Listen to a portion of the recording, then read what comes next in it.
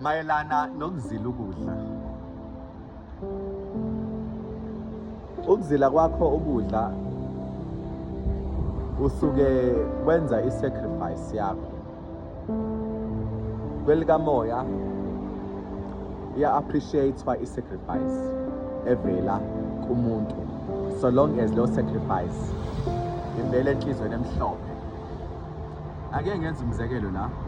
uJesu wazile ukudla 40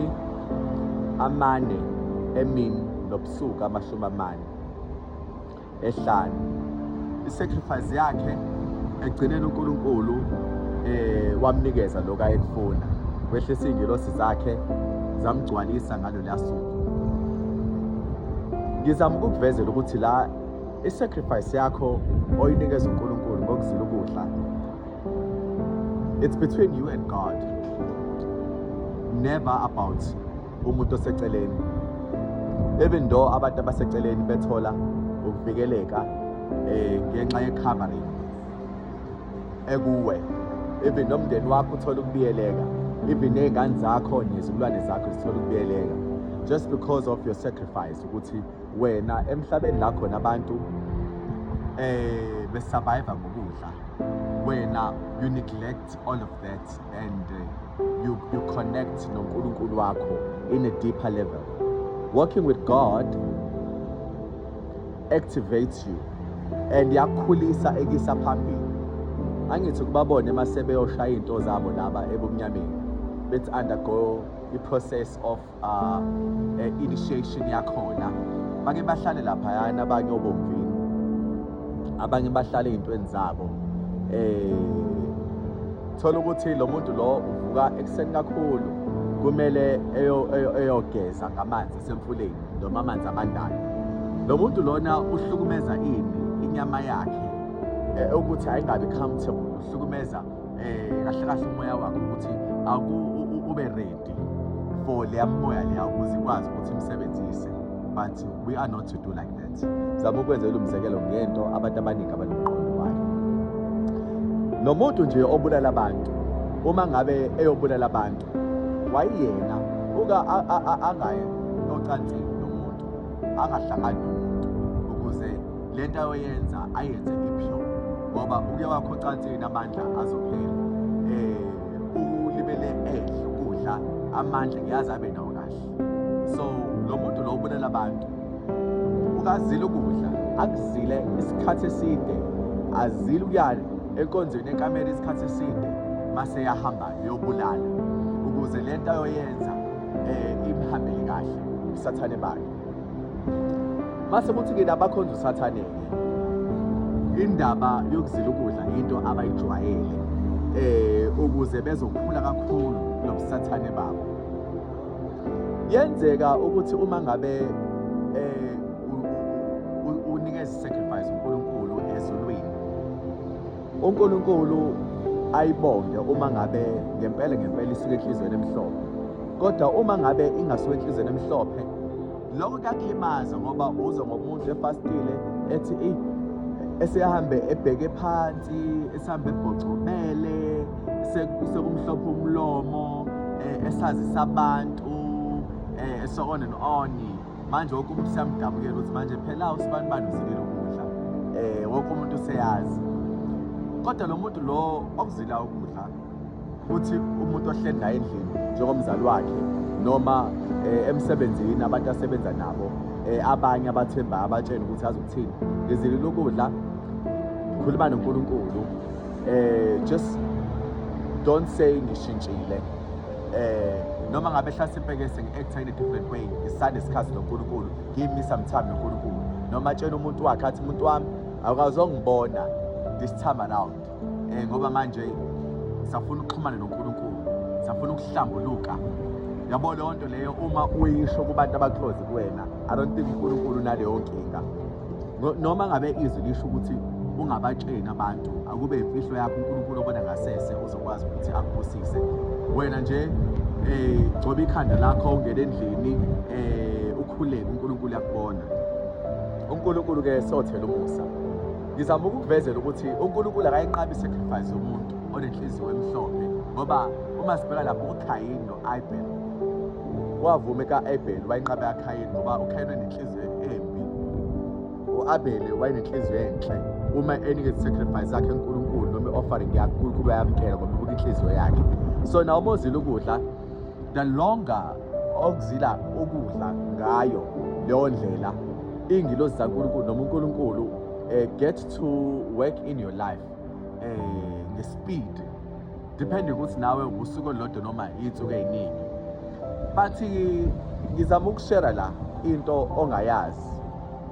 The more wena njengomntwana kaNkulunkulu uzila ukudla, is the more udobo labo liphelelwa amandla. Izinto ababekugadle ngazo, izinto abayivuselela ubumnyameni abayikhulumayo ngegama lakho, izinto abazenzayo noma ngabe kuphi nohamba khona enyameni yakho. The more uzila ukudla is the more leyo nto leyo ifa, is the more ubumnyama bugcina ngaleso sikhathi, is the more amaketanga eqashuka spiritually, whereby bonke abantu ebesebeyazi ilonduzana yakho, i-frequency yakho sibadida, because right now you are more fast-paced right now, and mokade ukhuluma kuba namalimi right now suyashesha, ulimi liyashesha, abasakwazi ukuvimba. You are able to combat them ey'ntweni zabo, ney'nduku abayiphethe uyakwazi ukuthi uyibambe zonke ubahlule. Noma ngabe kuthiwa bayazama ba-strong kangakanani, kodwa bayasho ukuthi hhayi ngeke, lo sekuyena. Lo ngeke kwenzeke ngo-5 days unfortunately, but uNkulunkulu uzokwazi ukuthi akwenzele umusa ngalokho. Ngeke kwenzeke ngo-10 days unfortunately, kodwa uNkulunkulu uzokwazi ukwenzela umusa ngalokho. Ngeke kwenzeke futhi ngo-20 days, but at least uNkulunkulu uzokwazi ukwenzela umusa ngalokho. Ngeke kwenzeke ngo-30 days, but at least uNkulunkulu uzokwenzela umusa ngalokho. Ngeke kwenzeke-ke ngo-40 days unfortunately.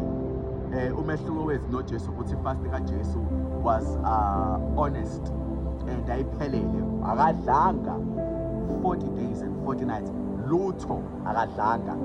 Even iBhayibheli alisitsheni kahle ukuthi awaphuzanga amanzi, noma waphuzile amanzi alisitsheni, akukho la ngibone khona. But ngifisa ukutshela ukuthi eyaJesu ayiphelele, eyabantu manje fasting, ubona umuntu esephuza iti, ubona umuntu esephuza amanzi, ubona umuntu esephuza ijuice, ubona umuntu esedla kancane uthi slice athi ngidla amaphilisi. Angizama ukuthi abantu ngikhulume kabi kubona, but ngizama ukuveza ukuthi i-fast kaJesu ihlukile, yayiphelele. Kulo 40 days yena phela be-divine God and divine human. So njengoba bekade yenza lento le, beyenza kahle, kodwa ukuthi bengakwazi ukuqhubeka aye bit more. So kunezinto kumele uzazi ukuthi ngale nkathi usufasta uthola ukuzwa amanye ama-voices obungakwazi ukuwezwa ngenxa ye-pressure ela emhlabeni. Usuke usuzwa ama-demon kahle kahle esekhuluma emzimbeni yabantu, ese-communicate wodwa because ayazana. But wena uyawezwa and ukwazi ukuthi ungene kuma-realms amaningi ahlukahlukile and do izinto abantu abaningi baNkulunkulu that should be doing, kodwa abazenzi ngoba abafuni ukukhula enough bedlule lamademoni lawa amanye. So I would like to tell you something. Ngale nkathi uzila ukudla uyakhula even more, ukhula nge-speed, kodwa ngale nkathi udla, well, kancane kancane uyakhula but kuthatha isikhathi eside. But if you fast frequently, thola ukuthi uzozila kule nyanga, uzile hlasimpe inyanga mayisaqala, uzile up to umhla ka-15, okay, udle-ke hlasimpe lo 2 lo 3 days or 4 days, uphinde futhi uthi resume kancane kancane, ugcina usuyishaya inyanga yonke usuyidonsa noma ubusuku bonke. Uba namandla kakhulu, and lamandla lawo oba nawo, uba namandla kwi-wisdom, ube namandla ekwenzeni zonke izinto just because wena you are working with God. Angifuni u-aime la below because amademoni awadlali. I tell you this, angikusabisi, amademoni awadlali. Uma uhambe emgaqweni ayakugadla, uma usemsebenzini bakugadla, nalaba bakubiza ngokuthi wena uyi-employee yabo noma hlasimpe uyi-colleague yabo, bayakugadla for them to be stronger and dominant. So you really need ukuthi ukhule emandleni kaNkulunkulu. Unfortunately, umsebenzi wethu ukukhuleka nokuzila ukudla iyona ndlela siba strong ngayo. Enye-ke osuke usuyoyenza yokuthatha amandla elsewhere ekasathane-ke leyo, which abantu abaningi have chosen as much as bekholwa kodwa basebenzisa amandla obumnyama. That is really wrong ngoba uNkulunkulu uzobasola. You can't mix uNkulunkulu noDagon. Angithi sakhumbula lenkathi kukhona i-ark kaNkulunkulu, kwathatha uDagon la, if I'm not mistaken, wabekwa naye kwathiwa bayalingana. Ngakusasa uDagon wavuka esebhawe ngekhanda kwi-ark kaNkulunkulu, baphinda futhi bambeka bambona esephuka izandla ney'nyawo to show ukuthi uNkulunkulu is the dominant one. He is the alpha vele yethu sonke, and uyena uNkulunkulu akekho omunye. Yabona nje ngale nkathi usuthatha umoya kaJesu usuyokumixa noSathane, hayi ngeke ayisasebenzi. Welinye ikhola wena sasilona leli khola leli uNkulunkulu alifunayo. I'm sorry kulona ijudge, but now just look at it. Ngale nkathi uzila ukudla, do it ngempilo yakho. Uthi uNkulunkulu impilo yami right now, I'm just submitting to you. And ngiyacela uNkulunkulu ukuthi ungiphe amandla. uNkulunkulu ke uyabacathulisa abanye abenza one day, abanye abenza u6 to 6, but nje ukukutshela nje ukufundisa ngokuzila ukudla. Kahle kahle, sundown today, sundown tomorrow. That's a proper way. Sundown today and sundown tomorrow. Sundown today and sundown tomorrow. Na sona isikhathi sokuqeda. Okusho ukuthi usuku lakho meqale ngalesi sikhathi samanje lophethe isikhathi sakusasa. Kodwa kumele kube in between, uthi u6 wasekuseni no6 wantambama akona ukuzila lokho, but ke yonke imisebenzi esiyenzayo esenzela uNkulunkulu as offering, uNkulunkulu uyayibona, which is why la kubalekile kodwa ukuthi you must avoid ukucela abantu ukuthi bekwenzele iphithi, ngoba phela mawuzilile ukudla ayekho umuntu okuphoqile, kodwa wena ofisa ukuthi uNkulunkulu athi come closer kuwena, ngoba ngale nkathi uzilile uyasondela kuwena nawe uyasondela kuyena. Ngoba inyama yakho uyituba ngesizathu, ukuyituba kwakho ke inyama yakho ikona ekwenza ukuthi uNkulunkulu asondele kakhulu kuwena, ngoba you are neglecting izinto zakho ezithandayo. Let's just take nje ingane encane esanda ukuzalwa ehlezi ikhala, and abazali bayused ukuthi yakhala ngasonke isikhathi, but uma lengane ingasadli abazali baze behambe beyise esibhedlela. So that is how I think uNkulunkulu is taking i-initiative empilweni zethu. Uma sezila ukudla ngempela, njengoba kwazila iNinive umuzi omkhulu, noma ngabe uNkulunkulu ethozolibhubhisa washintsha umqondo wakhe, inkonzo yokuzila ukudla uNkulunkulu ayithanda, and imkhuleko yethu inyuka kuhle kwempepho phambi kwakhe, iyamkhuleko kuyabazalwane, and iy'ngilosi zakhe they minister to us, and now uNkulunkulu make it a point ukuthi uyasiza ukuze sikwazi ukuthi sisizakale entweni esibhekana nazo. Lithi izwi asibambene nenyama negazi, sibambene nobuqili bikaSathane, ababusi balilizwe bobumnyama, imibuso yalilizwe bobumnyama, omoya ababi bobukhathi. Silwa nezinto la ey'namandla ey'qinile, and abantu bayithemba into zabo, kodwa le nkathi uzila ukudla noma bekuthiwa into yomuntu inamandla angakanani, ithi mayifika izoshaya enyameni ithole ukuthi inyama ilambile ayinalutho, umuntu mase yabona ukuthi ayikho lento ayenzayo, mase yagijima aye back enyangeni yakhe athi takho nje usangihlula usizwe angikwazi ukuthi ngimqumbe phansi. Uthi ebefika ezoza babina wathola ukuthi akukho sono, akukho kuhle kameni, kukhona nje umlilo kaNkulunkulu okuwona ongibeyelile, ngoba phela ngikhombisa ukumesaba uNkulunkulu. Ngale nkathi uzilile ukudla uNkulunkulu yakubiyela ngoba usukwenza intando yakhe. Ubungcwele bakhe bukwenza ukuthi noma ngabe iziphi izinto abakugadla ngazo ube immune kuzona, zingashaye zizwele izinto ke. Ngale nkathi bezenza obviously bazohamba beyocela ukuthi hayi nami ngisafuna ukuthi sisebenze isizwe.